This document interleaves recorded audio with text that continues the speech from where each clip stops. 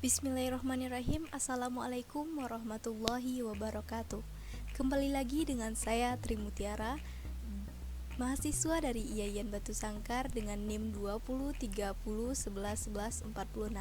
Baiklah, pada kesempatan kali ini saya akan mempresentasikan tentang permasalahan kontroversi pendidikan inklusi yang di dalamnya mencakup pro dan kontra pendidikan inklusif di era modern.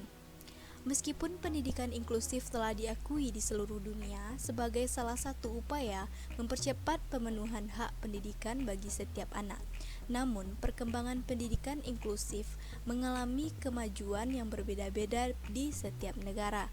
Sebagai inovasi baru, pro dan kontra pendidikan inklusif masih terjadi dengan alasannya masing-masing.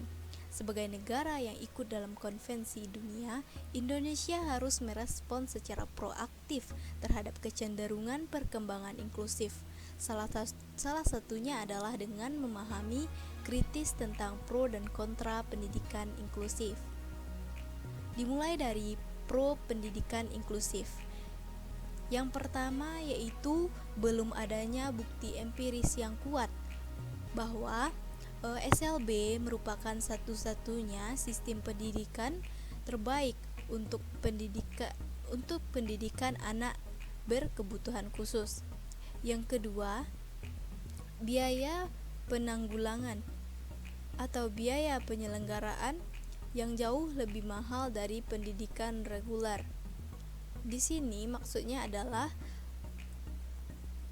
biayanya itu terlalu mahal bagi anak SLB tersebut. Yang ketiga yaitu SLB yang berasrama.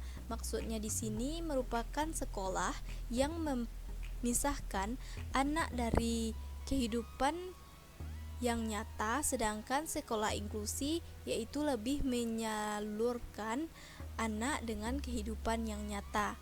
Yang keempat yaitu banyak anak berkebutuhan khusus tinggal di daerah yang tidak dapat bersekolah di sekolah luar biasa. Yang kelima yaitu anak berkebutuhan khusus tidak mendapat layanan yang sesuai dengan kebutuhan si anak.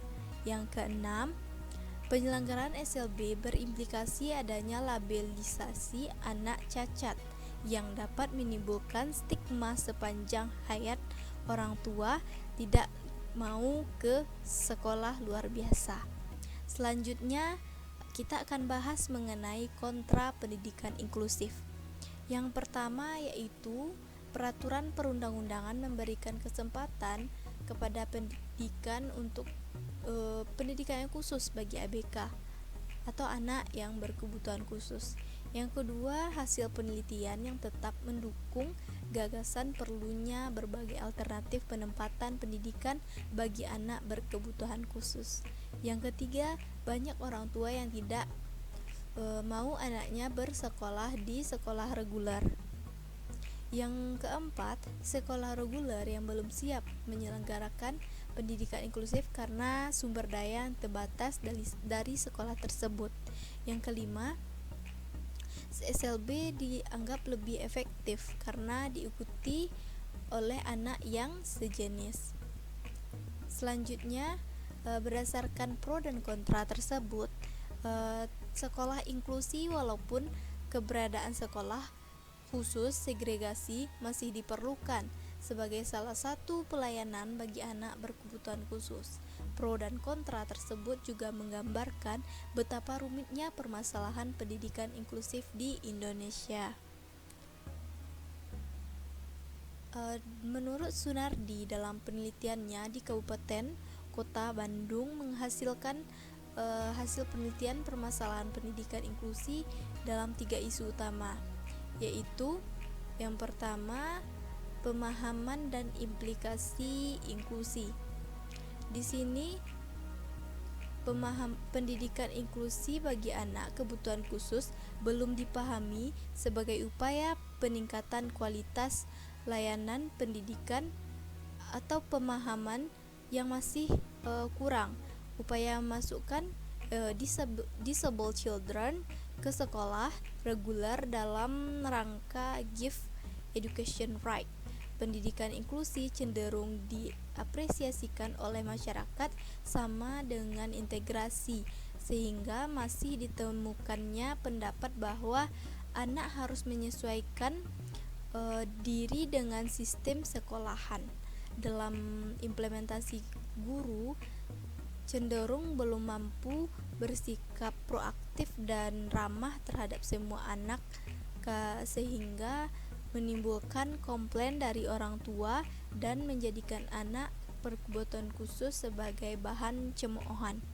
Yang kedua yaitu kebijakan sekolah.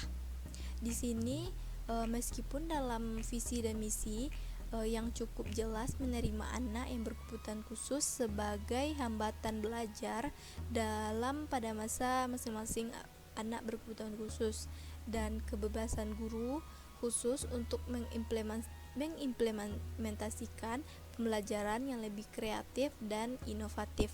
Namun, cenderung belum didukungnya dengan koordinasi dan tenaga profesional organisasi atau institusi terkait.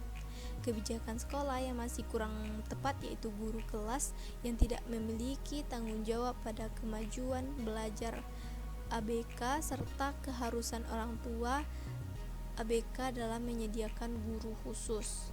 Selanjutnya, dalam proses pembelajaran, yaitu guru masih belum bisa memahami fleksibilitas kurikulum, masih menjadikan kesalahan praktek bahwa target kurikulum ABK sama dengan siswa lainnya.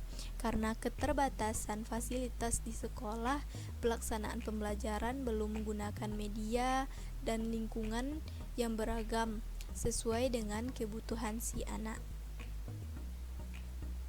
Demikianlah presentasi dari saya. Mohon maaf jika ada kesalahan. Wabillahi taufik wal hidayah. Wassalamualaikum warahmatullahi wabarakatuh. Terima kasih.